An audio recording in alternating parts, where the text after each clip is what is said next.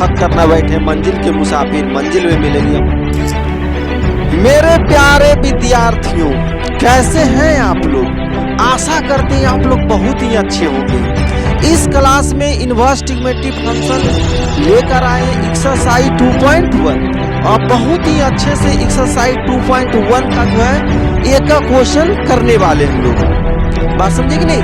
बशर्ते आपको लास्ट समय तक जुड़े हुए रहना है, ठीक है। और यही से बोर्ड में क्वेश्चन एक बना था, बात समझे कि नहीं? उसका वो मंजर भी आएगा, प्यासे के पास चलकर समुंदर भी आएगा, थक कर न बैठे मंजिल के मुसाफिर, मंजिल में मिलेगी या मंजिल मिलने का मजा भी आएगा। चलिए स्टार्ट करते एक्सरसाइज 2.1। साइन इनवर्स -1/2 दिया हुआ है, तो सबसे पहले बाबू इसको लेट कर लेना है। क्या कर लेना है? लेट। मान लेते हैं let sine inverse -1/2 equal to क्या मान लेते हैं बाबू? बाई। अब थीटा एक्स जो भी मानना है मान लीजिए, ठीक है। तो यहाँ से क्या आ जाएगा? -1/2 इक्वल टू साइन बाई आ जाएगा। क्या आ जाएगा बाबू? Sign by. बात समझे? अब ये साइन बाई आ गया। अब ये जो ध्यान से देखिएगा, ये जो वैल्यू होता है बाबू, आपको पता होगा एक वैल्यू होता है साइन 30 का वैल्यू जो होता है साइन 30, है ना? आप लोग को पता होगा। हम ब्रैकेट में वैल्यू भी आपका लिखते चलेंगे, ठीक है ना?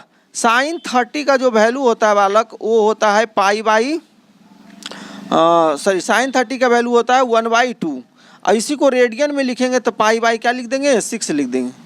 पाई बाई क्या लिखेंगे बाबू? 6 लिख देंगे। बात समझे कि नहीं? तो यहाँ देखिए यही वैल्यू यहाँ पर रखा हुआ है, दिख रहा है? तो इसके जगह पर आप क्या लिख सकते हैं? साइन माइनस पाई बाई बाबू 6 इक्वल टू क्या हो जाएगा? साइन बाई हो जाएगा। साइन से साइन आपका कट जाएगा बाबू, तो पाई बाई 6 बराबर बाई, यानी बाई का जो वैल्यू आ गया बाबू माइनस पाई बाई 6 हो गया। क्लियर? इसका रेंज कितना होता है बाबू? तो साइन इनवर्स का जो रेंज होता है, रेंज भी याद रखिएगा आप, -π/2 से लेकर π/2, यानी जो बाई का वैल्यू आया है वो बिलोंग्स करेगा किसके किसके बीच में बिलोंग करेगा? कहाँ से कहाँ तक? तो -π/2 से लेकर π/2 के बीच में। क्लियर? अब देखो एक तरीका तो ये हो गया आपका सोल्व करने का। एक तरीका हम और बताते हैं आपको, ठीक है? एक तरीका और है, जो तरीका आपको पसंद हो उसको आप क्या कीजिएगा? सोल्व कर लीजिएगा उस तरीका से, ठीक है?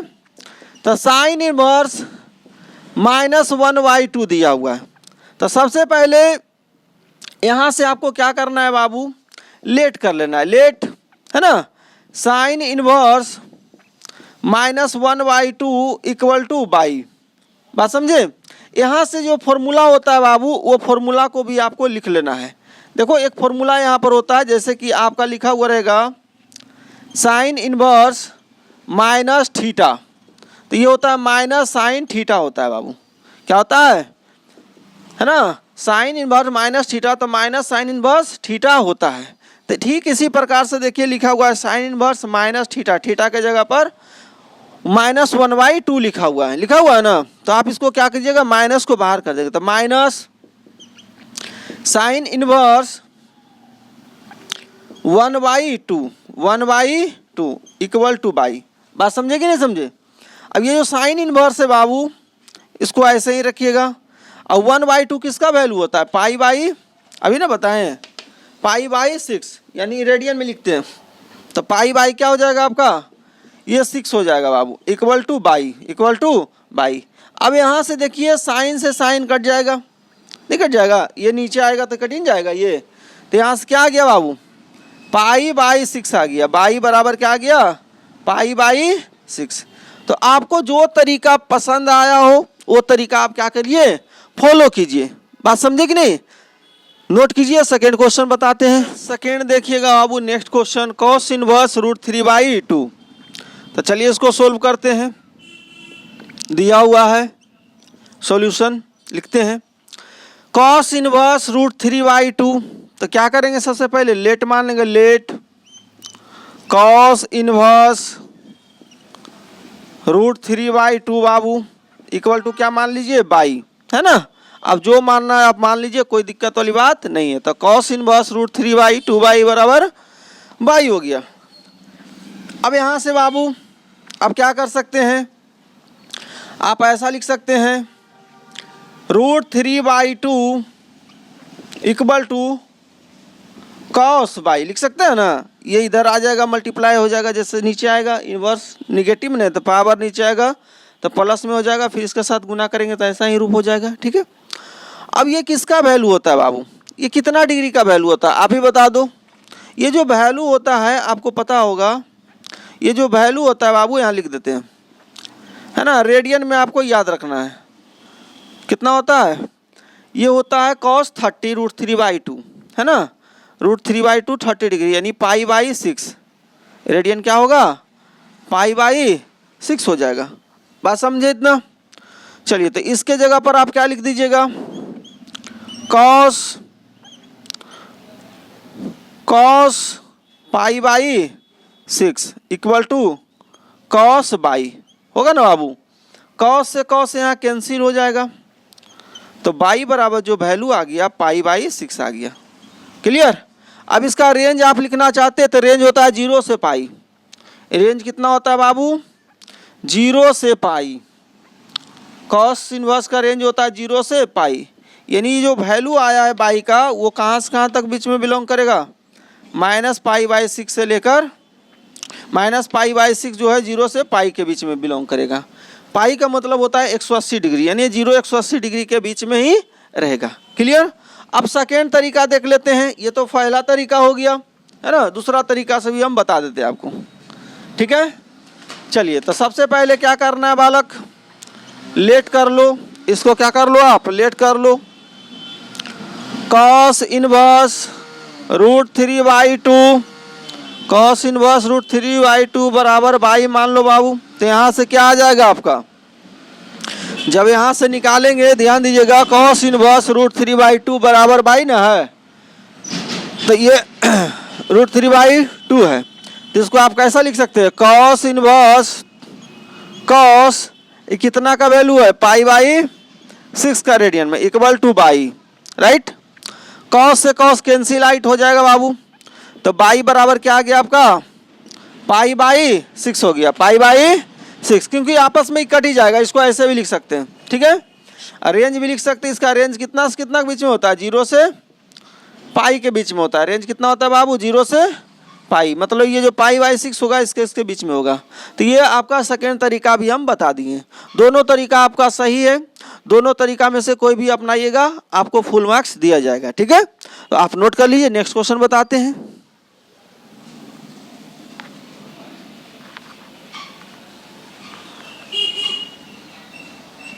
क्वेश्चन नंबर 3 देखिएगा बाबू, cosec इनवर्स 2 दिया हुआ है। ठीक है, सबसे पहले क्या करना है आपको, लेट मान लेना है। Let cosec inverse 2 equal to by, क्या मान लेना है, बाई। बात समझे। तो यहाँ से क्या आ जाएगा, 2 बराबर cosec बाई हो जाएगा बाबू। अब ये कितना डिग्री का वैल्यू होता है बता सकते हैं आप। cosec जो होता है कितना डिग्री का वैल्यू होता है, तो ये होता है बाबू, जैसे sin 30 होता है 1/2 होता है ना बालक। तो ये होता है 30 डिग्री का ही वैल्यू होता है ना। रेडियन में लिखेंगे π/6, है ना, सॉरी 60 डिग्री है ना।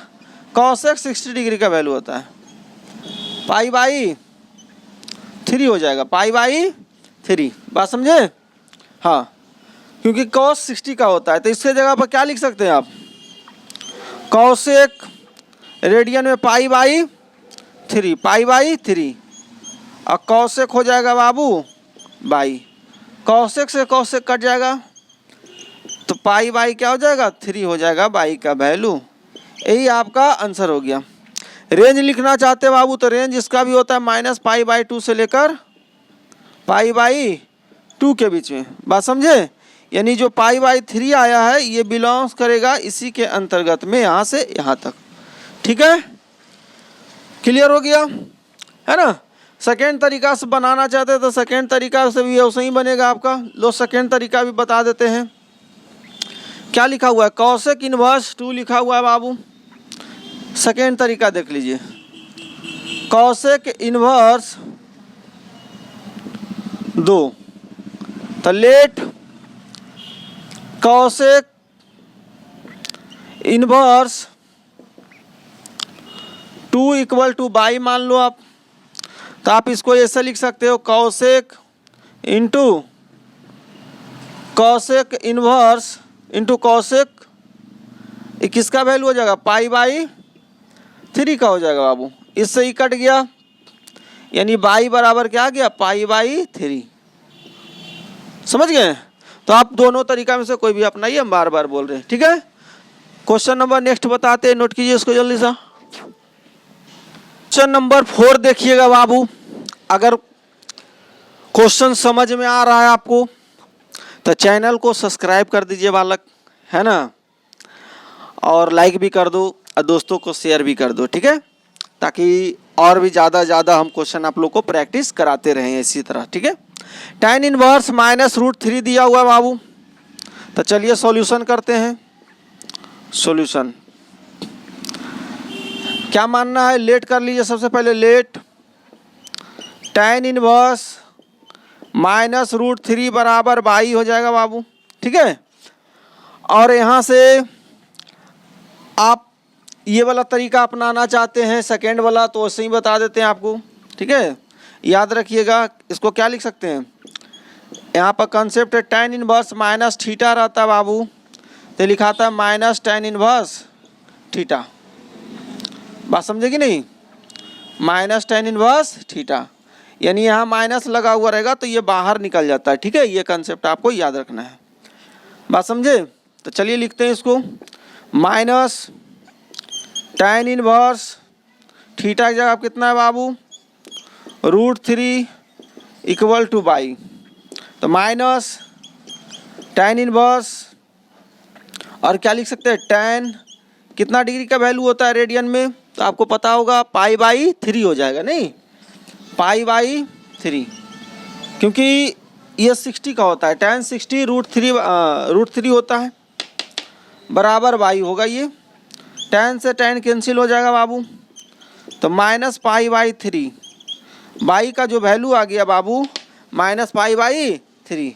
रेंज कहाँ से कहाँ तक होगा बाबू, तो इसका जो रेंज होता है -π/2 से लेकर π/2 के बीच में होगा, यानी जो वैल्यू है -π/3 जो है बिलोंग्स करेगा -π/2 से लेकर π/2 के बीच में।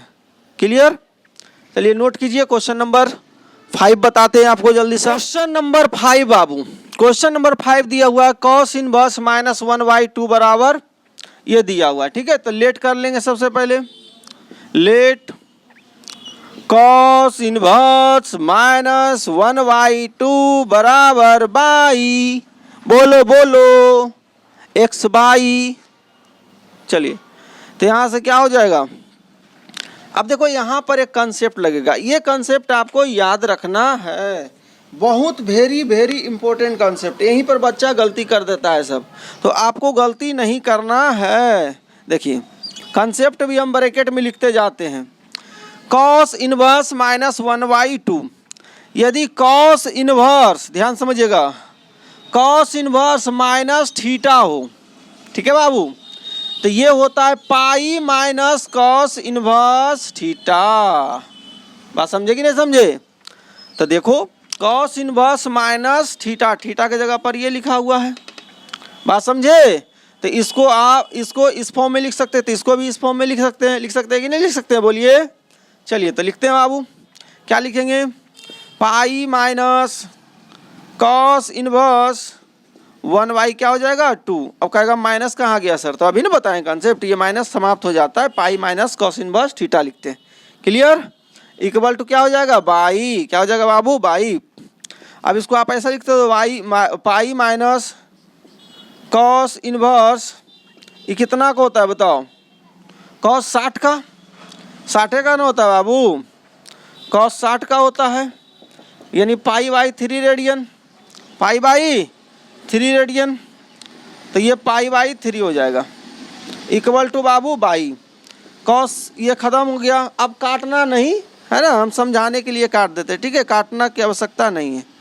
तो यहाँ π/3 बराबर बाई, इसका एलसीएम ले लेंगे बालक, तो 3 1 का एलसीएम कितना आएगा 3, तो 3 pi minus pi equal to by होगा बाबू। 3 पाई में से पाई जाएगा 2 पाई बाई 3, यानी जो बाई का वैल्यू आ गया 2 पाई बाई 3 आ गया। ये आपका आंसर हो गया।